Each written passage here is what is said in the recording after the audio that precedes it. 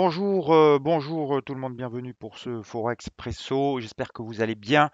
Dans l'actualité ce matin, une nouvelle baisse des taux en Chine qui vient un petit peu, qui essaye de lutter contre un ralentissement économique euh, dans l'empire du milieu, qui est dû au retard, enfin au problème d'approvisionnement, euh, de logistique et aussi à la hausse des matières premières, qui est le deuxième gros fait de la semaine. Cette hausse, elle concerne beaucoup de matières premières. Vous avez vu sans doute le pétrole, parce qu'on parle beaucoup du pétrole, bien sûr, mais ça concerne aussi le charbon qui a atteint un plus haut et aussi le minerai de fer.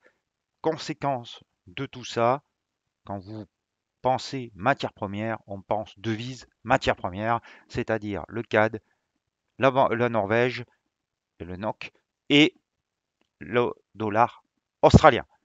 Le CAD Norvège pétrole, dollar australien, un peu plus de matières premières, plutôt des minerais, notamment le minerai de fer, mais pas que. Euh, donc ces devises résistent plutôt bien à la hausse du dollar. Un dollar qui s'est maintenu, respire un petit peu après la hausse d'avant-hier. On va voir tout de suite ça en image. D'abord l'avertissement sur les risques.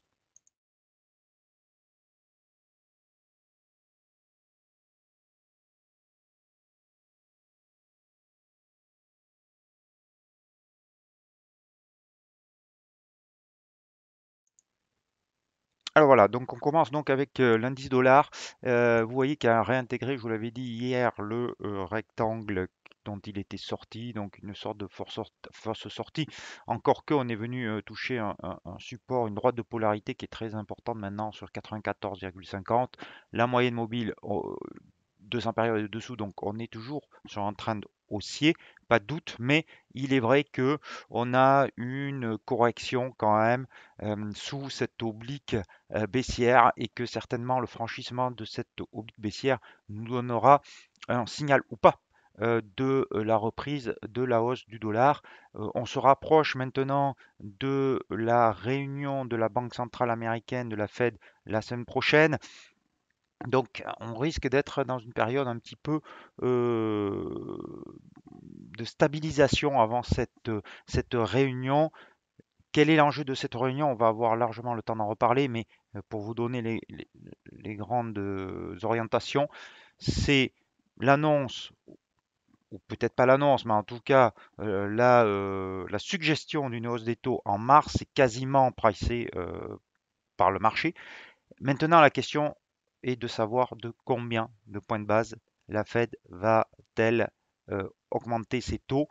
25 points de base semble être le minimum et maintenant on va de plus en plus vers 50 points de base au vu des discours des différents membres de la Banque centrale américaine ces derniers temps. Mais pour l'instant, euh, ces membres, on ne les entend plus, c'est normal. Il y a la réunion la semaine prochaine et ils ne feront pas de grandes déclarations juste avant, puisqu'ils doivent en décider entre eux. Donc, on risque d'avoir une stabilisation du dollar dans les prochains jours. Ça ne veut pas dire qu'il n'y aura pas de mouvement, mais du côté du dollar, ça risque, vous voyez, l'indice, il risque de rester peut-être sous cette oblique, mais en tout cas, euh, pas forcément s'effondrer. Euh, Concernant l'euro-dollar, c'est la même chose. Vous voyez, hein, cette stabilisation des cours qui risque donc de perdurer. Attention quand même, à 13h30, j'ai fait le morning un petit peu plus tôt en ce moment. Nous avons les minutes de la BCE. Bon, je suis pas sûr que ça change beaucoup de choses, mais sait-on jamais quand même. Attention aux propos qui seront tenus par rapport à l'inflation.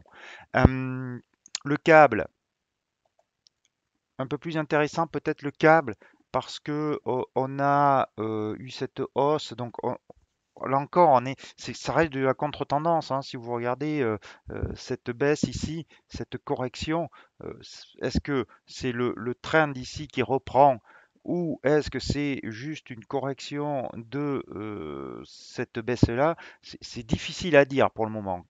tant qu'on est coincé entre la moyenne mobile à 200 périodes et la moyenne mobile à 13 et 34 périodes, mais on semble quand même mettre un support, avoir un support autour de 1,36. Il faudrait qu'on ait une action sur les prix, l'indication qui vient des prix pour une hausse, une reprise haussière. Pour l'instant, on n'a pas cette indication, donc on s'abstient. Euh, on va aller voir donc les devises matières premières avec l'OSCI. Alors l'OSCI, vous voyez, cette moyenne mobile à 200 périodes qui est baissière. L'OSCI, il est plutôt haussier depuis 2 jours, donc je vous l'ai dit en introduction. Euh, Maintenant, il va être confronté à ce retracement Fibonacci de cette dernière vague de baisse de 50% qu'il avait rejeté fortement. Mais cette étoile du soir n'a pas provoqué une reprise de la baisse. Donc ça, c'est intéressant. Ça veut dire que euh, les forces sont en train de s'annuler et que les vendeurs n'ont peut-être plus le contrôle des échanges. En tout cas, on est dans une forme d'équilibre de neutralité. Mais il a quand même, pour reprendre une hausse, il va falloir franchir ce retracement Fibonacci de 50%, qui n'est pas rien. Et puis surtout au-dessus, vous avez ce retracement Fibonacci de 61,8 qui correspond aussi au passage de la moyenne mobile à 200 périodes. Et vous voyez que la dernière fois qu'on a eu cette moyenne mobile à 200 périodes, ben, c'est là qui ça a déclenché une grande vague de baisse. Donc, difficile de se positionner sur le dollar australien. On a l'impression que la baisse est quand même a du plomb dans l'aile, en tout cas que cette correction haussière tient la route, mais euh, on n'a pas assez d'éléments pour être complètement haussier sur cette paire de devises. Alors tant qu'on est sur les devises matières premières, on va aller voir le dollar canadien parce que lui, ça se passe toujours bien. Je vous ai dit donc de placer votre stop sous euh, l'oblique baissière entre la tête et épaule depuis la validation de cette tête épaule qui est toujours d'actualité. Elle est absolument pas invalidé. On n'est même pas revenu sur la ligne de coup et on semble repartir à la baisse. Alors ça a été le cas hier. Hier, on est revenu tester le plus bas du 13 janvier ici à quelques pips du premier objectif à un 24,30. Donc on peut dire que cet objectif, vous voyez, il a quasiment été atteint. Euh, et donc maintenant, l'idée, ça serait d'aller vers le deuxième objectif à 1,23, l'objectif final. Pour l'instant, écoutez, ça semble toujours d'actualité. En tout cas, c'est toujours d'actualité. Et donc, on vise toujours 1,23 sur cette paire de devises sans problème. On va aller voir l'euro-yen ici qui est sur une droite de polarité à 129,60. Ce que j'aimerais bien voir sur l'euro-yen ici, c'est, vous voyez, une bougie en chandelier vert Marubozu à ce contact qui dépasse par exemple le plus haut d'aujourd'hui.